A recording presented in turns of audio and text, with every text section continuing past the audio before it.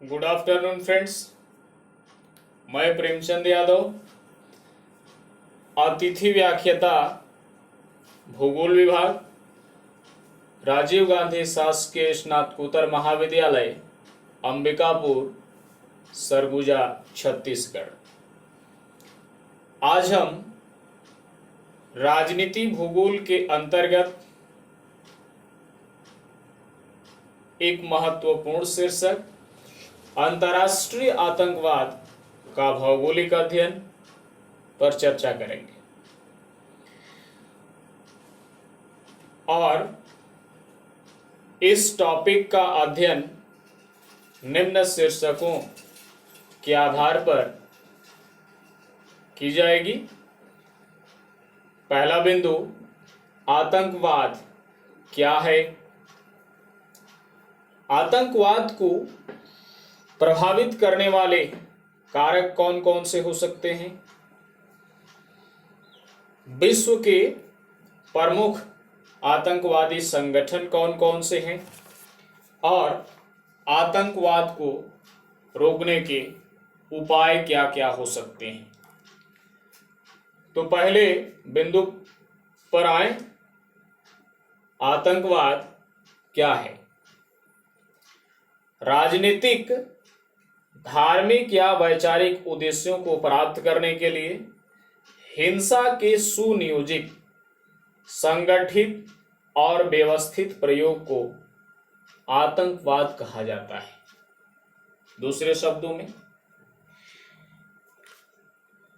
जब अपनी मांगों को लेकर राजनीतिक, धार्मिक और वैचारिक लक्ष्यों को प्राप्त करने के लिए किसी व्यक्ति या लोगों के समूह द्वारा हिंसक तरीकों का उपयोग करके आतंक, डर एवं दहशत का माहौल पैदा करना आतंकवाद है। अर्थात हम कह सकते हैं कि जब अपनी मांग अहिंसा के तहत न करके हिंसा के रास्ते पर जाकर की जाए, वह आतंकवाद की श्रेणी में आएगा। नेक्स्ट बिंदु की बात करें, आतंकवाद को प्रभावित करने वाले कारक कौन कौन से हैं। तो पहले कारक की बात करें, भौगोलिक कारक। और भौगोलिक कारक में ऊंचावच एक महत्वपूर्ण कारक है। विश्व के किसी भी देश की बात करें तो हम देखेंगे कि जहां पर्वतीय भूमि या उबड़ खाबड़ भूमि है, वहां से आतंकवादी गतिविधियां अधिक संचालित होती हैं, जबकि समतल एवं मैदानी क्षेत्रों से इन गतिविधियों को अंजाम देना एक कठिन कार्य है। इसका उदाहरण मैं दूं तो गुजरात में कच्छ का रण है, जो एक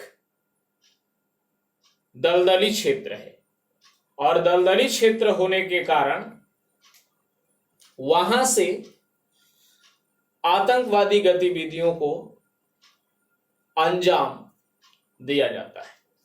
ठीक इसी प्रकार यदि हिमालय की बात करें तो हिमालय में झेलम नदी की घाटी है और झेलम नदी के घाटी के थ्रू जम्मू कश्मीर में आतंकवादी घटनाओं को अंजाम दिया जाता है। अतः हम कह सकते हैं कि ऊंचावच एक प्रभावशाली कारक है। बात करें जलवायु की तो जलवायु भी एक महत्वपूर्ण फैक्टर है।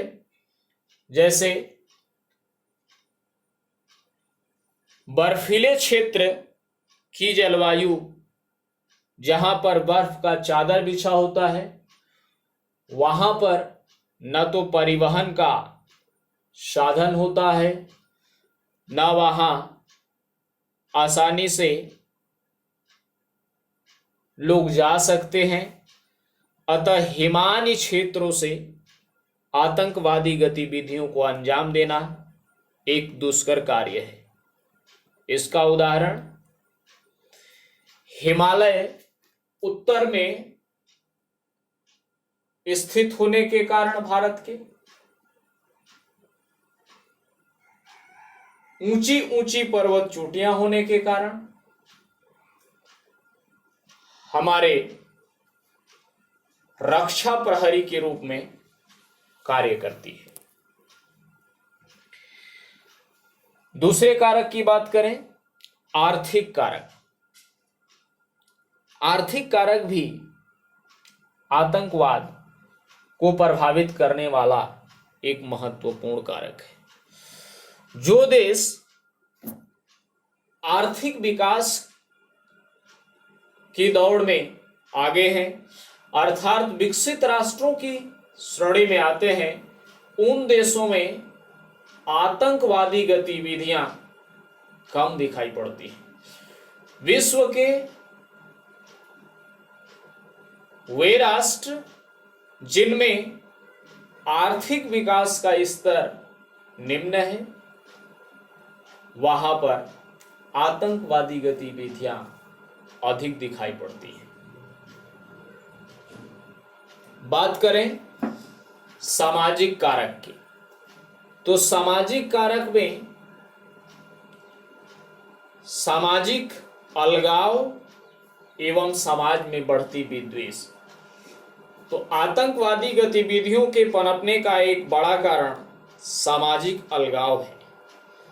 जब समाज में जाति, वर्ग एवं धर्म में समाज बढ़ जाती है, तो इस आधार पर जो समाज में निचले वर्ग का तबका होता है, उसमें एक प्रतिशोध की भावना बढ़ती है।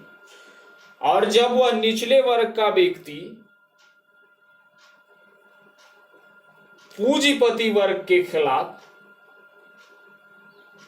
खड़ा होता है, तो वह संगठन के जरिए एक मुहिम को जन्म देता है और वह जाने अनजाने में या यूं कहें जानबूझकर, क्योंकि उसकी आर्थिक स्थिति इतनी खराब होती है कि वह अपनी जीविकोपार्जन को चलाने के लिए या आर्थिक स्तर को सुधारने के लिए समाज में विपरीत कार्य करता है। अर्थात सामाजिक समानता लाकर इस कठिनाई को दूर किया जा सकता है। राजनीतिक कारक, यदि राजनीतिक कारक की बात करें तो कहीं न कहीं विश्व के सारे आतंकवादी संगठन कहीं देशों में ही संचालित होते हैं। यह संगठन किसी न किसी देश में है, अतः वे देश जो इनको राजनीतिक संरक्षण दिए हुए हैं, जिसके कारण ये आतंकवादी गतिविधियां पनपती हैं, तो कह सकते हैं कि राजनीतिक कारक भी एक प्रभावशाली कारक है। धार्मिक कारक, धार्मिक कारक एक महत्वपूर्ण कारक है। धार्मिक कारक में बात करें तो धर्म बहुत बड़ा कारण आतंकवाद का नहीं है, परंतु अनेक धर्मों में शिक्षा का स्तर कम होने के कारण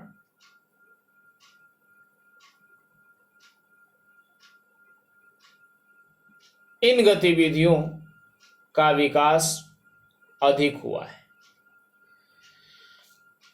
बात करते हैं विश्व के प्रमुख आतंकवादी संगठन कौन कौन से हैं जो विश्व स्तर पर इन घटनाओं को अंजाम देते हैं। तो आईएस अर्थात Syria, Islamic state in Syria and Iraq एक महत्वपूर्ण संगठन है जो विश्व स्तर पर आतंकवादी गतिविधियों को अंजाम देता है। आईएसआईएस के द्वारा 2019 में सीरिया के शहर अलेप्पो पर अधिकार कर लिया गया था, जिससे अलेप्पो को बम विस्फोट में उड़ा दिया गया था। वहां मस्जिदों में नमाज पढ़ने वाले लोगों को मार दिया गया था। इस प्रकार का घटना सीरिया में 2019 में हुआ। इसी प्रकार आईएसआईएस की एक महत्वपूर्ण अन्य हमले में पेरिस हमला एक महत्वपूर्ण है, जो 2016 में हुआ था। यहां भी पेरिस में 120 लोग मारे गए थे। अर्थात विश्व स्तर पर आईएसआईएस दक्षिण पश्चिम एशिया के देशों में और यूरोप के देशों में इन घटनाओं को अंजाम देता है। दूसरा महत्वपूर्ण संगठन अल-कायदा पाकिस्तान और इराक के क्षेत्रों में है, जो वैश्विक स्तर पर आतंकवादी गतिविधियों में शामिल होता है। नेक्स्ट संगठन तालिबान। तालिबान का मुख्य प्रभाव अफगानिस्तान में है। अफगानिस्तान के आर्थिक एवं सामाजिक विकास के निम्न स्तर का होना, वहां पर तालिबान नामक आतंकवादी संगठन का क्रियाशील होना एक बड़ा जिम्मेदार कारक है। उसी प्रकार लश्कर-ए-तैयबा, जिसका मुखिया हाफिज सईद है, पाकिस्तान में कार्यशील है। लश्कर-ए-तैयबा भी विश्व के अलग अलग क्षेत्रों में आतंकवादी गतिविधियों को अंजाम देता है। इसी संगठन का हाथ भारत में 11 अप्रैल 2008 के आतंकवादी हमलों से था। नेक्स्ट संगठन की बात करें बोको हराम, नाइजीरिया। बोको हराम उत्तर पश्चिम अफ्रीकी देश नाइजीरिया का एक महत्वपूर्ण आतंकवादी संगठन है, जो विश्व में आतंकवादी गतिविधियों को अंजाम देता है। यह संगठन मुख्य रूप से उत्तर अफ्रीकी देशों के आर्थिक विकास में एक बड़ा अवरोधक का कार्य करता है। नेक्स्ट टॉपिक में बात करेंगे आतंकवाद को रोकने के उपाय। कौन कौन से उपाय हो सकते हैं जिसके माध्यम से आतंकवादी गतिविधियों को रोका जा सकता है। पहले बिंदु की बात करें तो विश्व के जो विकसित राष्ट्र हैं, शीर्ष राष्ट्र हैं, उन राष्ट्रों को एकजुट होना होगा और एकजुट होकर आतंकवादी गतिविधियों को कम करने के लिए एक मुहिम की तरह काम करना होगा और विश्व के प्रमुख मंचों जैसे G20, G8, संयुक्त राष्ट्र संघ,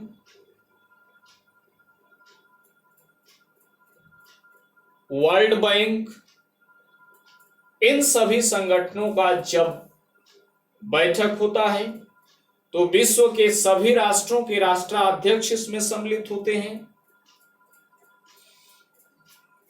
जिसमें आतंकवाद पर चर्चा होती ही है, परंतु इसको और भी विस्तार दिए जाने की आवश्यकता है,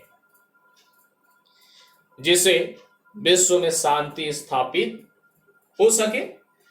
विश्व में एक महत्वपूर्ण संगठन संयुक्त राष्ट्र संघ है, जो शांति के लिए काम करती है। इसी प्रकार अन्य संगठनों को भी काम करना होगा। नेक्स्ट उपाय, आर्थिक विकास का समावेशी स्तर। सभी देशों को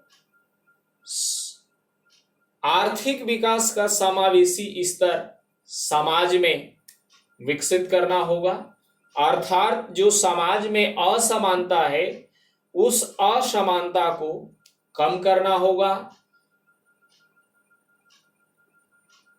पूंजीपति एवं गरीब वर्ग या यूं कहें श्रमिक वर्ग के बीच की खाई को समाप्त करनी होगी, जिससे समाज में असमानता कम होगी, सभी लोगों के यहाँ समान रूप से आर्थिक विकास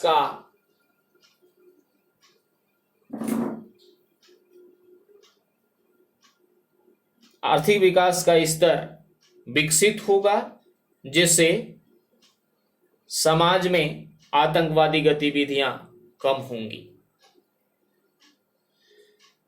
दूसरा बात करें सामाजिक समानता, सोशल इक्वलिटी।